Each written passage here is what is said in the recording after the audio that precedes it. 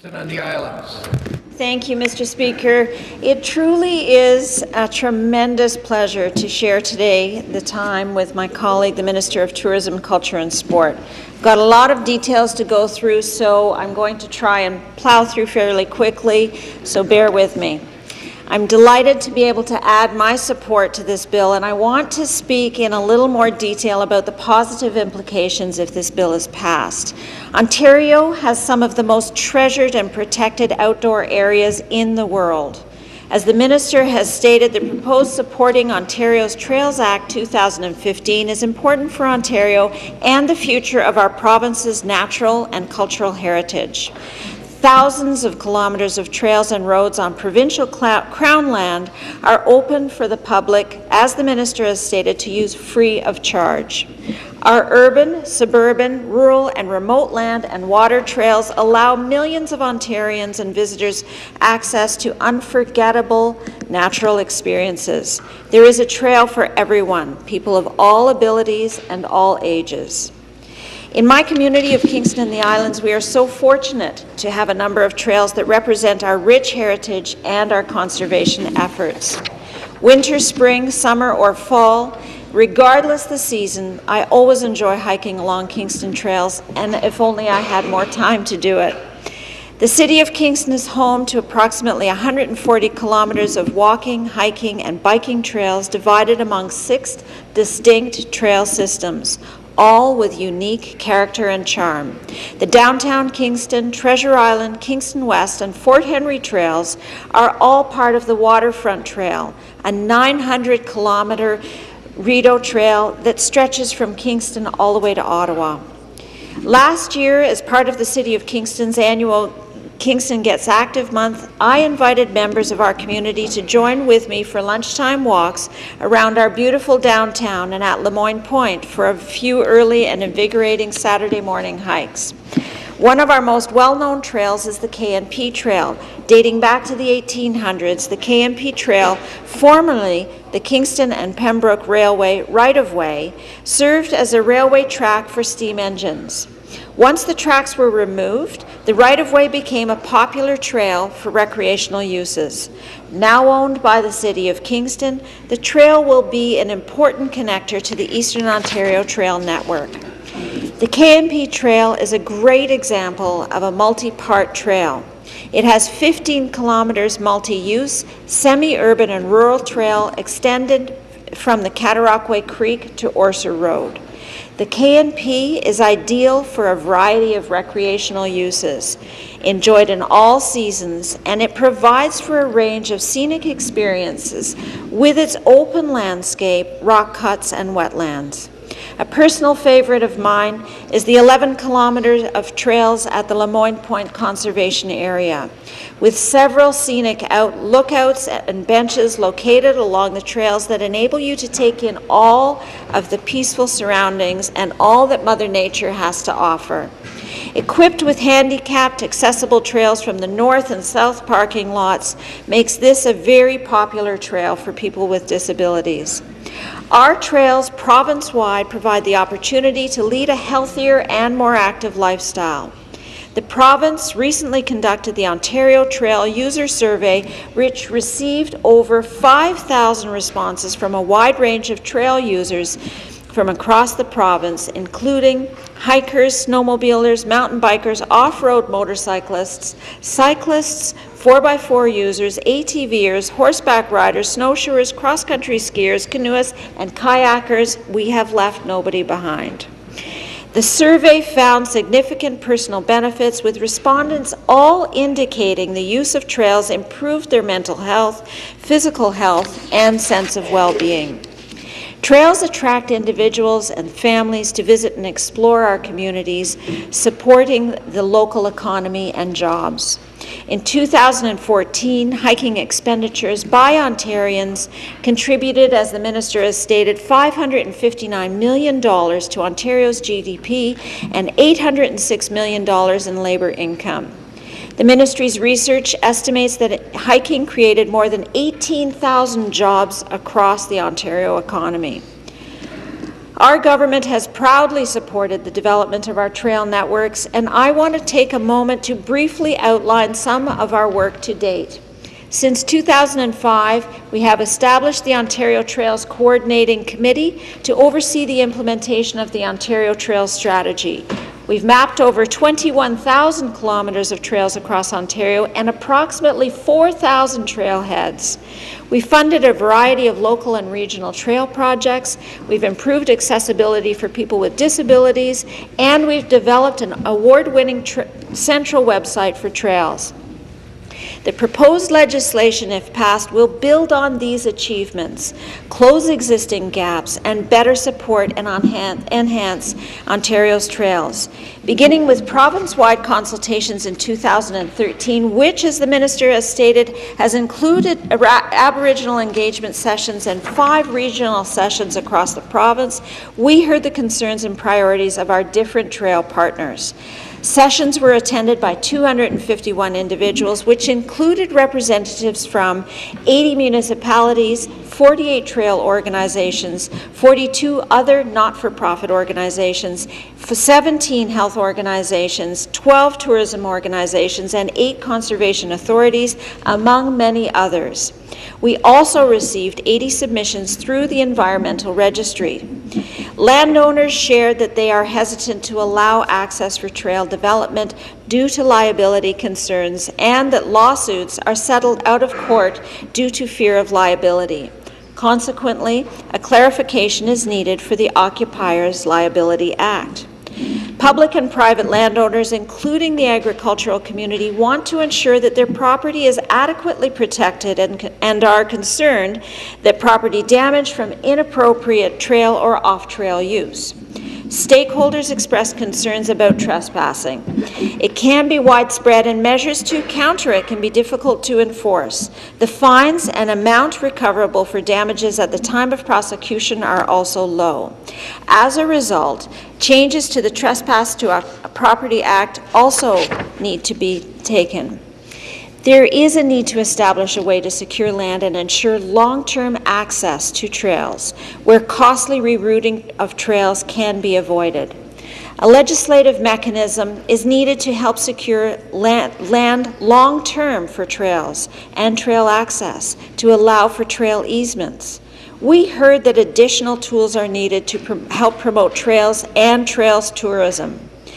The proposal before you today has been designed to address these issues in a comprehensive way, and it has been developed in collaboration with 12 other ministries. It is important to mention that the legislation starts off by acknowledging the Crown's duty to respect Aboriginal and treaty rights within and without altering the constitutional and common law framework that protects them.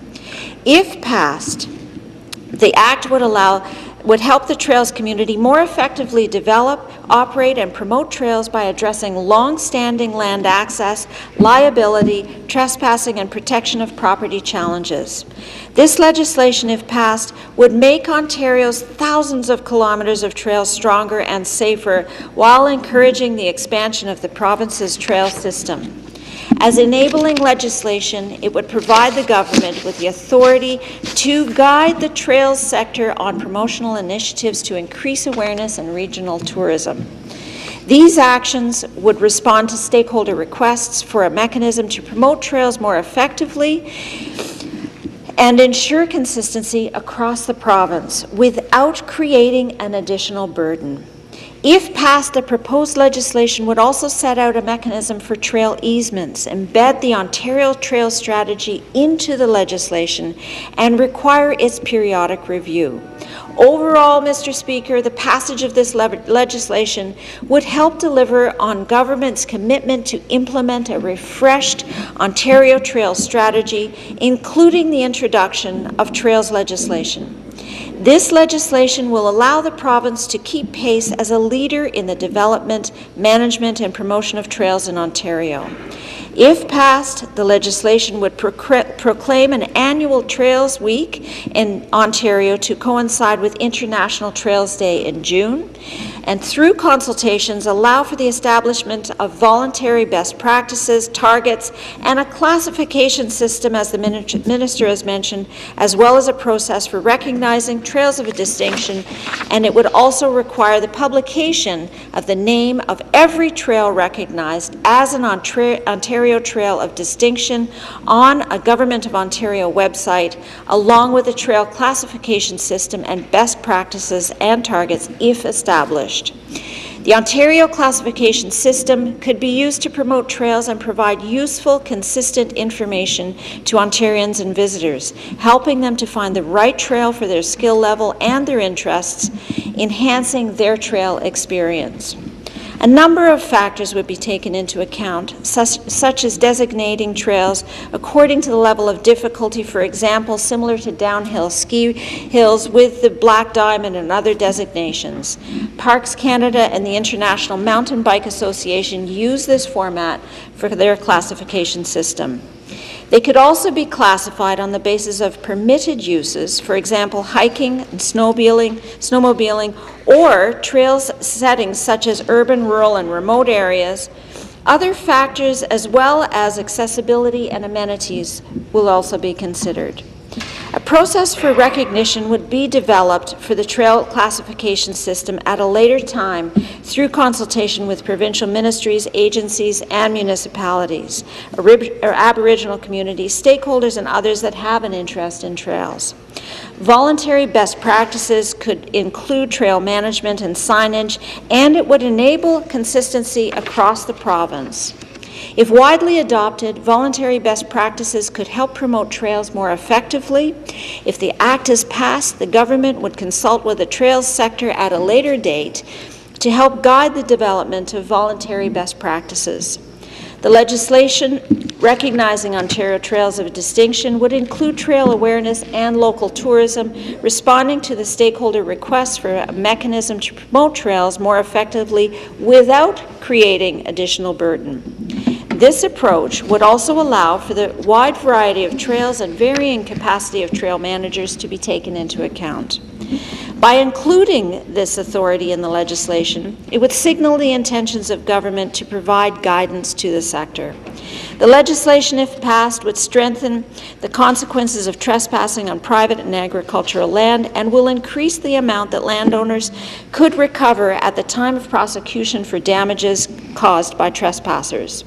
The legislation would help to clarify landowner responsibilities for trails running through their land and clarify liability of trail providers and users. Mr. Speaker, the proposed legislation would also provide a mechanism to establish trail easements. One of the long-standing issues is the long-term securing of land for trails, without which trail managers may lose access to the land or face costly rerouting. Setting out a mechanism for trail easements would help address this issue. Mechanisms currently available include informal handshake agreements that can end abruptly when the land is sold, common law easements that require land ownership on the part of the easement holder, but many trail organizations do not own adjacent or nearby land, and conservation and heritage easements where trails only qualify if they serve specific conservation or heritage interests.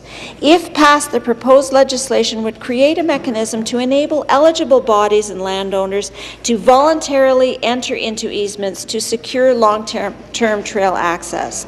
This aligns with stakeholder requests for a legislative mechanism to allow trail easements. An easement under the proposed Act would be an agreement between a willing landowner and an eligible body that grants the eligible body a right to use their land for trail-related activities. Trail easements would have to be negotiated between the willing landowners and eligible bodies and be registered on the title to the land. In order to ensure that the interests of individual property owners balance with the wider interests and objectives of the whole community, trail easements would not be made exempt from the Planning Act and the oversight it provides. The proposed mechanism would specify the purposes for which a trail easement could be granted, require that all trail easements be registered in the appropriate land registry office, allow the term to be specified in months or years or in perpetuity to be negotiated by the eligible body and landowner, allow for the assignment or release of the easement, and it would allow the easement holder to enforce the easement or covenants and the landowner to enforce those covenants. There's been some confusion in the past couple of weeks about this particular part of the bill. The misinformation is that if an easement is granted, a landowner will lose control of who can access the trails on their property. This is incorrect, and this is something that I would like to clarify here and now. As I mentioned above, an easement pursuant to Bill 100, if passed, would be a voluntary agreement between a landowner and an eligible body or bodies. No property owner would be compelled to provide an easement unless they agreed to do so. We are proud of what this legislation can accomplish if passed. It is the product of a collaborative process between the Ministry of Tourism, Culture and Sport and 12 other ministries. Our primary partners in the development of the Supporting Ontario Trails Act 2015 have been the Ministry of Natural Resources and Forestry and the Ministry of the Attorney General. The legislative proposals include changes to the Public Lands Act, the Occupiers Liability Act, the Trespassers to Property Act, as well as complementary amendments to the Motorized Snow Vehicles Act and the Off-Road Vehicles Act. Under the Supporting Trails Act 2015, if passed, our government addresses liability, trespassing, and Crown land issues. In support of the standalone Ontario Trails Act 2015, the Public Lands Act would be amended to protect public lands and property from damage and to strengthen enforcement under the Act. If passed, changes would make damage to Crown land property an offence. This provision would have no effect until a regulation is made by the Lieutenant Governor in Council to define damage. If a person is found guilty of causing damage to Crown land or property, a court would be able to order the person to rehabilitate the lands and repair any damage to Crown land or property in addition to imposing a fine under the Act. The Ministry of Natural Resources and Forestry would also be able to rehabilitate land or repair damage and recover costs for doing so in court. Enforcement officers would be provided with new enforcement tools to stop vehicles, inspect documents, and arrest persons suspected or caught violating the Act. Proposed amendments, if passed, would increase the maximum penalties for the majority of offences under the Act and create a separate penalty structure for individuals and corporations similar to other legislation. Proposed new maximum penalties for individuals are $15,000 for the first offence, $25,000 for the second and subsequent offences. For commercial interests, proposed maximum penalties are $25,000 for the first-time offence, $50,000 for the second and subsequent offences. The amendments would also allow a court to impose an additional fine where there has been monetary benefit from the commission of an offence under the Act. Due to the vast area of Crown land in the province, detection of contraventions is often difficult to achieve within the current 2-year time limitation period. The Act would be amended to increase the length of time within which to lay charges within 2 years from the date of discovery of the offence up to a maximum of 5 years from the date that the offence was committed. The second complementary initiative proposed in the legislation relates to the Occupiers Liability Act, which was adopted in 1980. The Act currently provides a basic duty of care to anyone who comes on the land, but creates a lower duty towards people who come on the land for certain stated purposes and who are deemed to willingly accept the risk of entry. The Act currently states that an individual who comes onto a marked trail for recreational purposes and for free does so at their own risk. Amendments, if passed, would clarify the standard of care required by not-for-profit and public owners and managers of trails. It would be clarified that trail managers and not-for-profit organizations may receive benefits or payments or that may charge incidental fees for the access to the land, such as parking fees, would not have to make reasonable efforts to ensure that the trails are reasonably safe. Under those circumstances, the individual trail user who comes on the owner's land does so at their own risk. However, the owner still has an obligation to such a person not to injure them intentionally and not to act with reckless disregard for their safety. The proposed amendment would clarify that this rule also applies to organizations which receive a public benefit or payment such as snowmobile clubs. The Act would also be amended to add portages to the list of lands to which the lower standard of care apply. The Trespass to Property Act, also adopted in 1980 as a companion to the Occupiers Liability Act. It clarifies the offense of trespass. It sets out the presumptions about when land is private and thus when entry on the land is trespassing. The Act provides rules about signage and gives the landowner the right to arrest and to hold trespassers until the police arrive. Many stakeholders, especially farmers throughout the Ontario Federation of Agriculture and individually, feel the maximum fine for offenders under the Act of $2,000 is outdated. I want to thank the member for Dufferin-Caledon who introduced a private member's bill in an effort to address this issue, and I'm proud that our government is taking it one step farther. Bill 100 proposes amendments to the Trespass Property Act. If passed, would strengthen the consequences of trespassing on private and agricultural land by increasing the maximum fine from $2,000 to $10,000, consistent with other provincial statutes.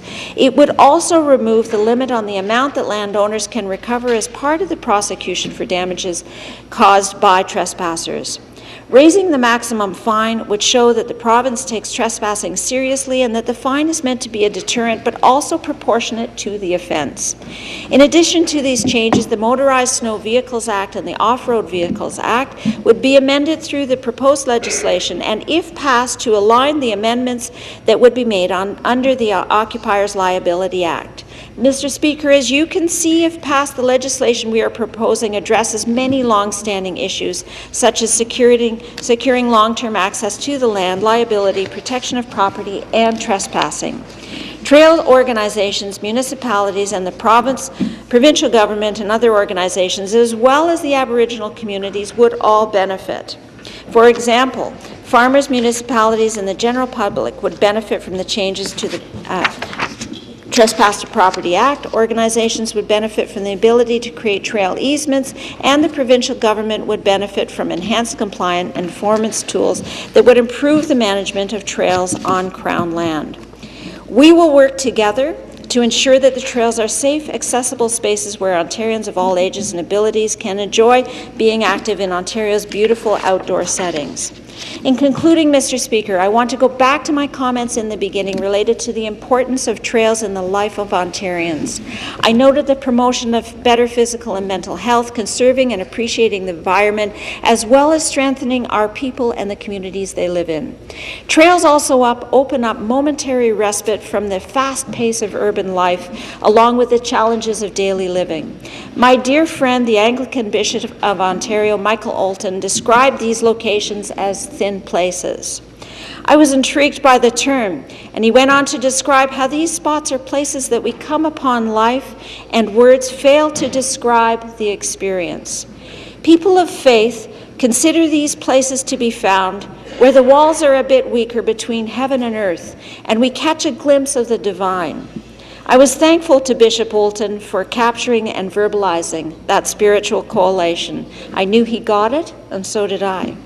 We also chatted about how people are drawn back to these thin places because the capacity to nurture the heart and the soul. Life slows down for a bit, and we can pause to appreciate the remarkable gift that we have in the land around us and in the people that we encounter. That's the power of the thin places, as they touch the heart and they draw people together.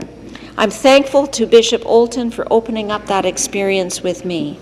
Our government is indeed very supportive of this piece of legislation, and we would like to protect and expand Ontario's trail system. I call on all members of this House to join us in the effort by passing this bill today. Thank you. Merci. Miigwech.